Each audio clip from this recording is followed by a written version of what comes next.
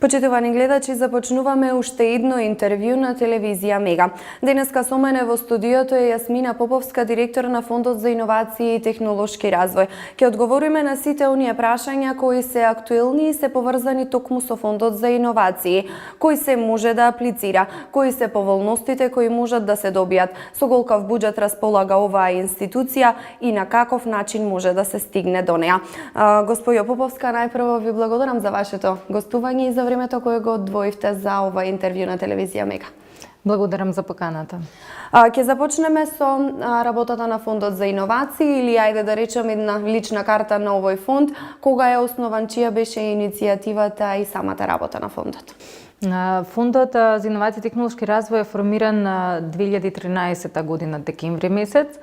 Меѓутоа 2014 година поминавме како година на воспоставување институционална со процедури, со подзаконски акти, како со тим и простор.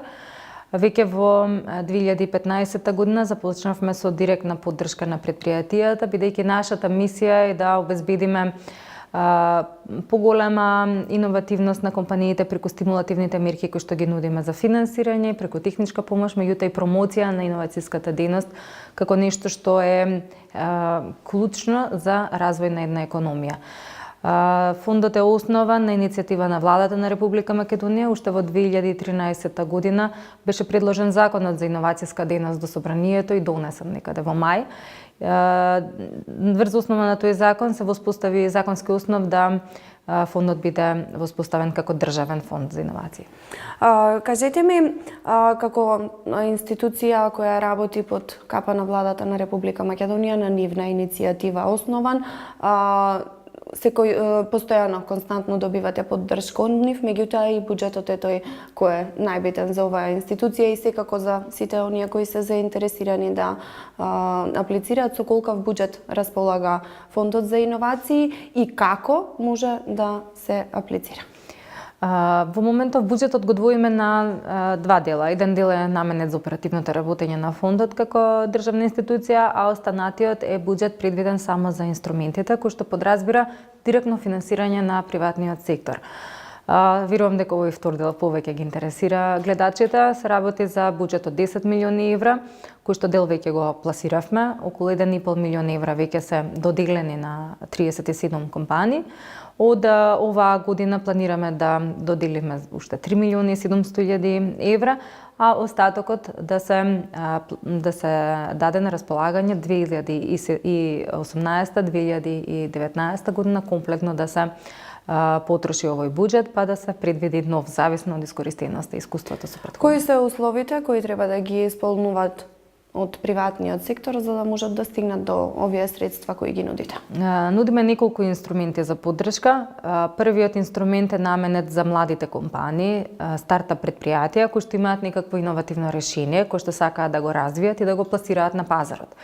Стартап предпријатијата треба да бидат, за да може да аплицираат во фондот, треба да бидат не постари од 6 години во моментот кога ја доставуваат апликацијата, сметано од датумот на регистрирање во Централниот регистар. Поддршката која што обезбедуваме за овие предпријатија е во износ од 30.000 евра и 85% може да покриеме максимум од износот на вкупниот буџет на проектот, што значи дека 15% треба да ги обезбеди самото предпријатие од сопствени средства. Во однос на старта предпријатијата треба да и на сите други инструменти кои што ги имаме треба да се знае дека се работи за предпријатија кои што треба да се регистрирани во Република Македонија како трговски друштва, треба да се микро, мало или средно предпријатија и треба да се во сопственост на македонски државјани, затоа што овие средства кои што ги доделуваме доаѓаат од буџетот на Република Македонија кои што доаѓаат од граѓаните. Токму така, кажете ми, 30.000 евра звучи примамливо за било која компанија која има идеи, пошто нели се тргнува токму од тие идеи, на кој начин можат да аплицираат за овие средства? 30.000 евра се за стартап и спин-офф предпријатија, меѓутоа доделуваме и поголеми грантови, тоа се 100.000 евра. До 100.000 евра може да аплицираат микро, мали и средни предпријатија, кои што се во понапредна фаза од развој на својата иновација и кои што не ги ограничуваме колку време треба да постојат за да аплицираат во фондот. и тука веќе доделуваме до 100.000 евра по проект. Слични се двата инструмента, меѓутоа разликата е во износот кој што го доделуваме, меѓутоа и во фазата во која што се наоѓа предпријатието во смисла на дали имаат некаков прототип веќе развиено и слично. Во однос на двата инструменти исто дозволуваме покрај микро, мало и средно предпријатие кај комерцијализација и инновација да имаат и партнер институција, друго предпријатие или научно-истражувачки и високообразовна установа која што би помагала во развој на иновацијата со своите кадри и капацитети кои што ги има. Од друга страна, кај стартап инструментот, покрај стартап предпријатија, поддржуваме и млади спин-офф предпријатија кои што произлегуваат од научно-истражувачките или високообразовни институции или професори и студенти кои што работеле на некои истражувања, некоја теза и слично, и кои што сакаат да го преточат во бизнес и да го пласираат на пазарот. Овие сегменти се некако испреплетени во сите инструменти, затоа што сакаме да поттикнеме таа соработка помеѓу науката и бизнисот со цел да има поголема синергија во овие решенија. Во однос на тоа, самите стартап предпријатија кои што добиваат значителна поддршка може да ја потрошат и за вработени луѓе, бидејќи знаеме дека е тешко на овие млади компании да дојдат до други извори на финансирање и до соодветни кадри.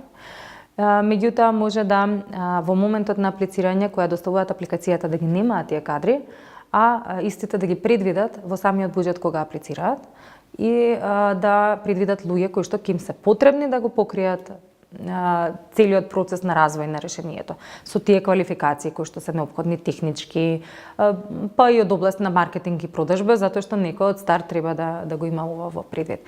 Аплицирањето оди на повик. До 3 мај е отворен моменталниот 4 повик на фондот и до 3 мај сите заинтересирани може да се информираат во фондот и на нашите инфосесии за да добијат повеќе информации каква апликација е пожелна, какви апликации очекуваме, кои аспекти на проектот треба да се исполнат од аспект на иновативност, квалитетно да е подготвена апликацијата, пазарниот потенцијал, значи да извезуваат, да имаат потенцијал да извезуваат, тимот менаџерски да ги има потребните квалификации и секако позитивно влијание да има проектот, дали врз општеството, економијата, животната средина, значи може да биде од различен аспект. Ги споменавме условите кои се потребни за да се аплицира. Кажавте, еве јас уште еднаш ќе повторам, повикот е отворен до 3 мај. Што после затворањето на јавниот повик? Како се разгледуваат апликациите, кој одлучува и како се распределуваат овие средства во однос на веќе поднесените апликации? После 3 мај следува административна проверка од страна на вработените на тимот на фондот. Се проверуваат сите пристигнати апликации, дали ги исполнуваат основните услови за да бидат земени во предвид.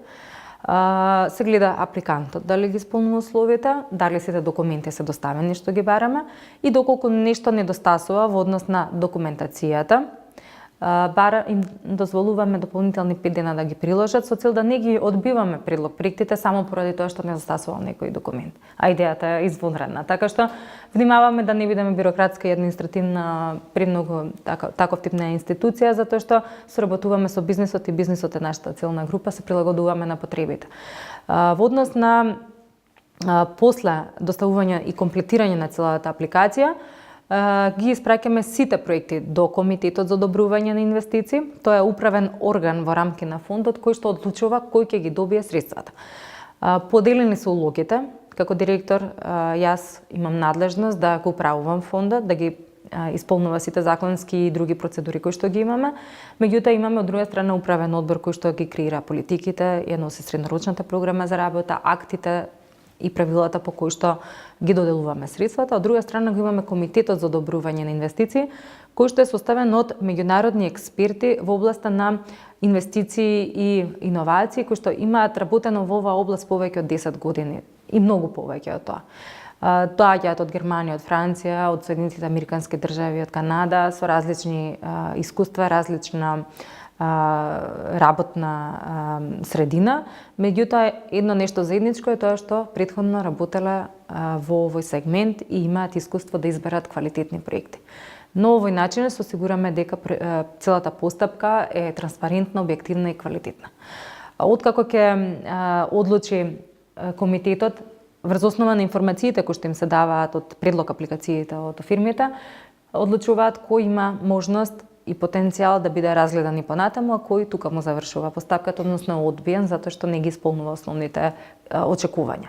Следната фаза има уште една подетална оценка на самите предлог проекти и бараме мислење од експерт за животна средина со цел да овие проекти не делуваат негативно на средината. По завршување на целата постапка, иако ни побара комитетот да отидеме и на терен, да се сретнеме со менеджментот, да обезбедиме дополнителни информации, документи и слично, тоа го правиме. И на крај комитетот има можност да се сретне со овие апликанти кои што влегле во втор круг, кои што се предселектирани и да директно се запознаат, директно да разменат мислења, да прашаат нешто што можеби не е наведено во апликацијата, е релевантно за проектот и да му дадат повратна информација доколку сметаат дека е нешто добро или лошо. И на тој начин секој има можност да директно се сретне со оној кој што оценува за неговата апликација во оваа фаза. Вообичаено целата постапка трае околу 3 месеци, се надеваме дека во летниот период ќе имаме одлука кој ќе добие финансирање. Оваа цела фаза, како што споменавте, претходно ја поминале 37 апликанти, 37 проекти. Можеме ли да издвоиме некои од поинтересните? Секако сите на свој начин се интересни, меѓутоа еве да споменеме неколку. Имаме различни сектори, затоа што фондот ги покрива сите сектори, не преферираме, не даваме приоритет на некои од индустриите кои што постојат, така што до сега имаме финансирано многу различни проекти. Еден од нив е проектот на во повеќе емисии имам споделено неколку проекти, би било штета некои други да не бидат познати за јавноста. Сите се објавени на нашата веб страна, сите гледаме да ги спромовираме и преку Facebook страницата на фондот и кој е заинтересиран може таму да најде информација директно за компаниите. Она што е актуелно во моментов е проектот на Embedded Social, кој што овозможува на бизнес секторот да му го улесни маркетингот, промоцијата, продажбата и доаѓањето до конкретниот клиент преку користење на Facebook, социјалната мрежа. Доста напредна во однос на проектот. Пред да добијат финансирање од фондот, тие беа уште една IT компанија која што работеше аутсорсинг, немаше собствен производ и на некој начин не креираа доволно додадена вредност како тоа што може да го направи една компанија со свој собствен производ. Сега веќе нивното решение е достапно за бизнесите, ја олеснува нивната работа, има многу глобална перспектива. Тие се едни исто така од компаниите кои што имаат договор склучено со Facebook како партнер за промовирање на нивната платформа. Од друга страна ги имаме тука оние проекти кои што се однесуваат на животната средина. Тука би го истакнала проектот на Акрон, кој што воведува иновативен процес во рециклирање на стакло и ќе го решава овој проблем, меѓутоа многу профитабилен бизнес од согласно нивниот план и проекција за развој понатаму.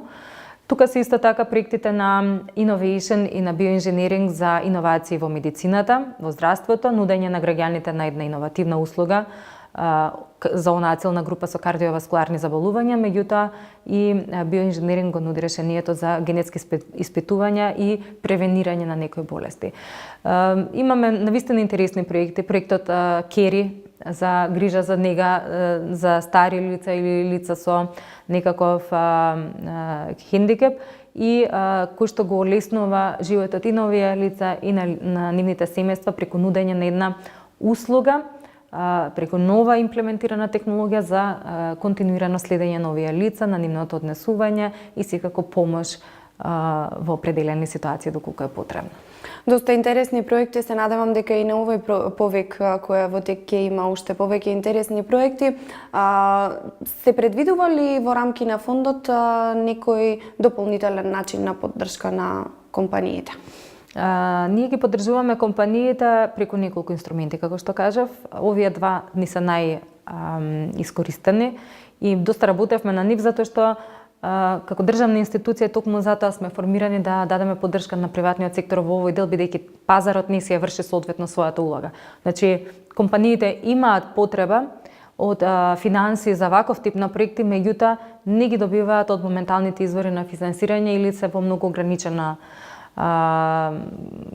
големина и на тој начин е проблем за компаниите да нивните идеи бидат реализирани.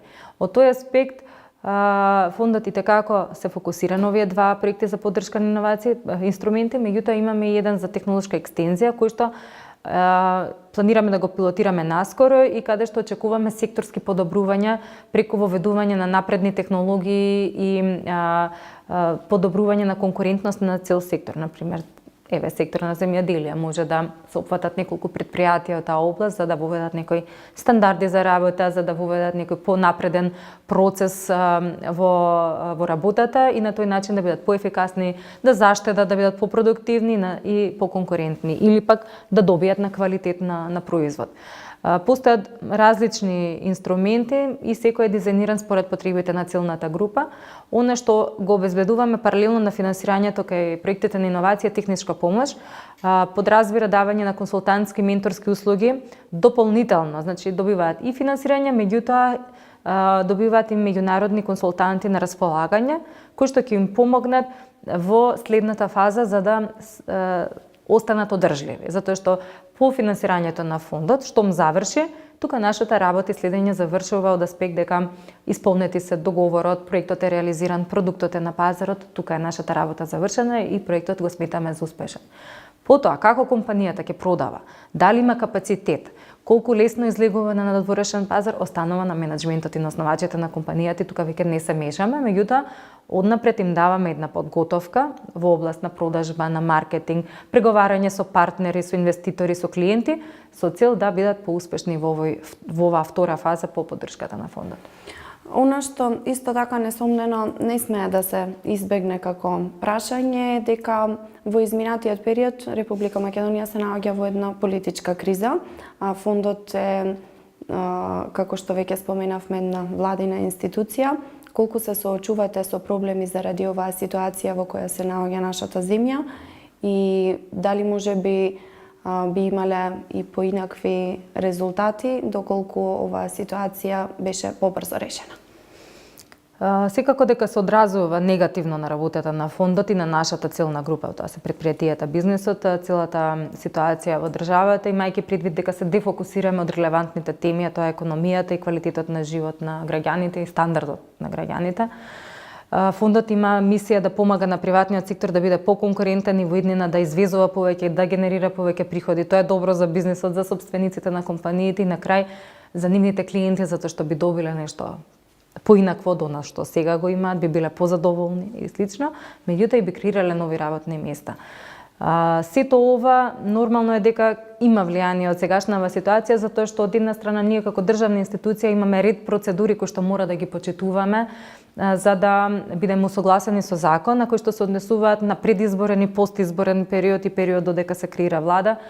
А од друга страна фондот досега уште од 2013 навака има огромна поддршка од владата, имајќи предвид дека институција формирана од таа влада и имајќи предвид дека сме млада институција, ни беше потребна поддршка и во воспоставувањето, и во понатаму добивање на согласности на инструментите, креирање на политиките на фондот, акциските планови што ги креираме и мерките кои што ги спроведуваме паралелно со нашата работа и сето тоа некако е поврзано и не може да се гледа како посебен независен сегмент. Верувам дека и тоа што приватниот сектор и самите добиваме секојдневна информација од коморите и од предпријатијата, сме свесни дека е во грч и дека ги намалува инвестициите во услови на неизвестност и на тој начин се намалува и економскиот развој. Значи, ние зависиме од тој приватен сектор во голема мера. Од друга страна, бе конкретно, нашите проекти кои што ги финансираме се долгорочни. Некои траат година, 2-3, меѓутоа тоа се еден по-долг период каде што зависиме од буџетски години, од ситуации и слично, на годишно ниво се носи буџетот и слично, и каде што компаниите ја губат известноста и им се зголемува ризикот дека доколку нешто се смени или се закочи нашата работа, ќе ги добијат средствата од фондот кои што сме ги договориле врз основа на нивните проекти и каде што самите тие кофинансираат. Значи, ние секогаш даваме финанси, меѓутоа и самиот бизнес еден помал процент, иако од инвестицијата сепак го вложува во проектот и верува дека тој проект ќе успее. Не може да се гледаат издвоено работите, меѓутоа потребен е фокус да се поддржуваат вакви некои позитивни иницијативи до сега што се направени и дека во иднина Ние сепак треба да се бавиме со некои поинакви теми, доколку сакаме да се приближиме кон поразвиените земји. Во однос на тоа дека станува збор за релативно млада институција која се затекна баш во овој проблематичен период, меѓутоа од друга страна спроведените проекти говорат за добри резултати. Каков е фидбекот од приватниот сектор? Колкав е интересот и како се тие задоволни од овие мерки, поволности и оваа помош која фондот им ја пружа? Доволно е да ги прочитате повратните информации кои што ги даваат корисниците на средства досега од фондот и за тоа како поминале низ целиот циклус на одобрување на апликација, оценка на таа апликација, па се до спроведување на активностите. Во голем дел, некаде 16 на 17 проекти веќе ги завршија сите активности и се достапни на пазарот, секој да може да ги купи, да им се обрати за совет, за информација и слично. Навистина се надеваме дека голем дел од нив ќе успеат и дека нема да застанат тука, меѓутоа нема гаранција со бизнесот. Се зависи од способноста на тима да ова решение го изведе на прав пат. Во однос на интересот голем е, затоа што досега немавме, како што кажа во државата, ваков тип на поддршка. Воопшто, иновацијската дејност не го добивала заслуженото внимание во изминатиот период и сега имаме веќе стратегијата за иновации 2012 која што е донесена до 2020.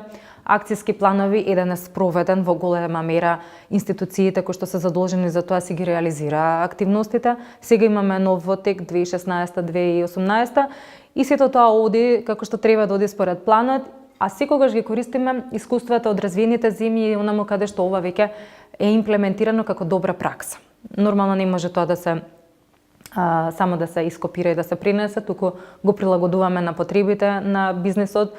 Секојдневно имаме комуникација со бизнесот, така што врз основа на таа комуникација е многу лесно да се модифицираат работите, да се прилагодат на она што му треба на бизнесот. Кога станува збор за полесен пристап до информација од страна на приватниот сектор, меѓутоа од друга страна и нивниот интерес, организирате инфосесии во повеќе градови, неодамна имавте во Прилеп, а според најавите за скоро треба да имате и тука во Битола. Ајде најпрво каков поминавте во Прилеп, каков беше интересот и зашто најмногу се интересираат компаниите од приватниот сектор? Благодарение на соработката со општина Прилеп и со планскиот центар за развој за Пелагонија, имавме успешна инфосесија организирана со тоа што имаше доста интерес. Не е секогаш прашањето колкава е групата, во колкав број сме имале присутни, колку што е, колку од нив ќе аплицираат на крај, затоа што многу често се случува да некој дојде се информира и не аплицира затоа што едноставно не се снаоѓа, не може да седне да ја напише апликацијата или пак нема доволно време тоа да го направи. Од друга страна, обезбедуваме поддршка и во овој дел. Направивме обука и на оние компании, на оние консултанти и организации кои што работат за поддршка на предпријатијата со цел да им помогнеме да ги изградиме нивните капацитети, за потоа тие да може таа поддршка да ја обезбедат на останатите, на компаниите пред се. Затоа што не секогаш некоја компанија со ограничен број на вработени која што е премногу фокусирана на секојдневните обврски има време да седнат и да напишат бизнес план. Форматот кој што е задолжителен да се пополни е еден бизнес план и тоа е многу нормално решение и за било каде да се аплицира за финансирање. Дури и бизнесот да одлучи своја идеја да развива со самостојни сопствени ресурси, ќе му треба да го стави тоа на хартија во еден бизнес план и да процени кои му се можностите, предностите, ризиците и која му е конкуренцијата. Гледаме да сме што поблиску до луѓето, организираме инфосесии во Република Македонија во 9 града.